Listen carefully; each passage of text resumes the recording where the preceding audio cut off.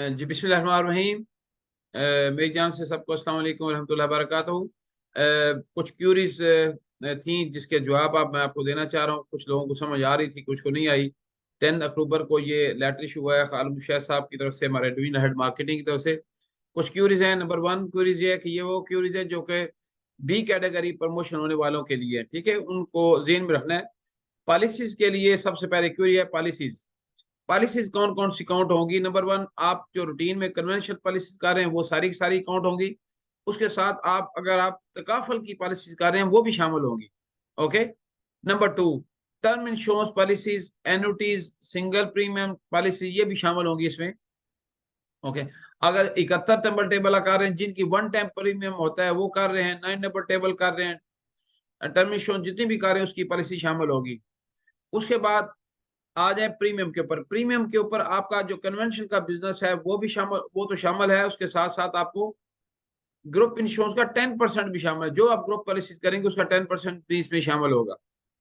Deferred premium, for example कुछ premium पहले आया हुआ है, मतलब कि आपने हाफ ईयरली क्वार्टरली प्रीमियम किया हुआ है तकाफल में या कन्वेंशन में, तो सितंबर से पहले आपने पॉलिसीज की, लेकिन उसका डेफर्ड जो है ना, वो दूसरा डेफर्ड सितंबर के बाद आ रहा है, तो वो भी शामिल होगा। ठीक है जी। डेफर्ड प्रीमियम भी इसमें शामिल हो गया।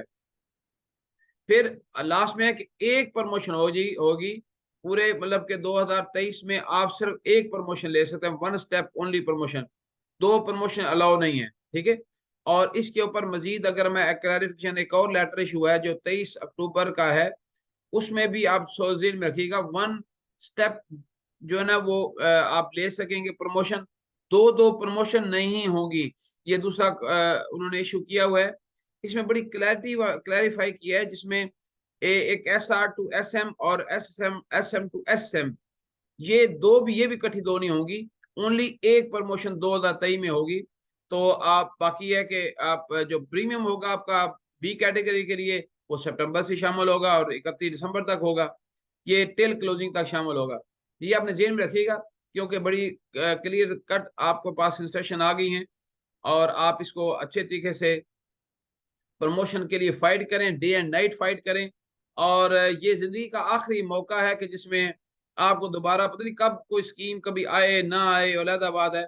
मैं तमाम वो सीनियर सेल मैनेजर, उनको ये एडवाइस करूंगा कि सारे काम जिंदगी के छोड़ दें, सारे के काम छोड़ दें, सिर्फ एक काम के पीछे लग जाएं, और रिक्रूटमेंट रिक्रूटमेंट और रिक्रूटमेंट ये करते जाएंगे।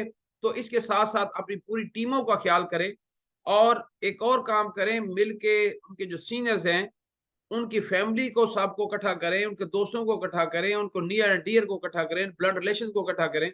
वहां खड़े होके उनका सीनियर सेक्रेटरी हो, जुलड हो, एरिया मैनेजर हो, वो जाके वहां पे उनको उनकी प्रमोशन को सेलिब्रेट कर, प्रमोशन को सबको बताएं कि किस क्या ये इनकी प्रमोशन कैसे हो सकती है, और ये 18 ग्रेड में कैसे जा सकते हैं। तो इससे मेरे ख्याल में सारा खानदान जब इन्वॉल्व होता है तो ये हो नहीं सकता आपकी प्रमोशन ना हो। तो होप द बेस्ट। मैं समझूंगा कि आपको जो जो एडवाइजेस की गई हैं पहले भी प्रमोशन में, तो आपने उसको लूज नहीं करना और डे एंड नाइट इसके ऊपर काम करना है। God bless you. और दिन रात काम करें, अल्लाह पाक आपको कामयाब करे। मेरे ख्याल में मैनेजमेंट के इतने खूबसूरत डिसीजंस हैं, जिसमें हम सलूट पेश करते हैं दोनों हाथों से खालिद मुशैद साहब को, हमारे जो CEO को, जिन्होंने हर तरीके से फील्ड की, हर तरीके से मार्केटिंग को एक नए धराए पे लेके आ गए हैं। और मार्केट शेयर भी बढ़ता जा रहा है, बोनस बढ़ते जा रहे हैं, हर चीज बढ़ती जा रही है। लेकिन मुसीबत यह है कि हमारा काम इतना क्यों नहीं बढ़ रहा। काम बढ़ने के लिए अपने दिमाग को खोलना पड़ेगा, आउट ऑफ बॉक्स सोचना पड़ेगा, माय डियर।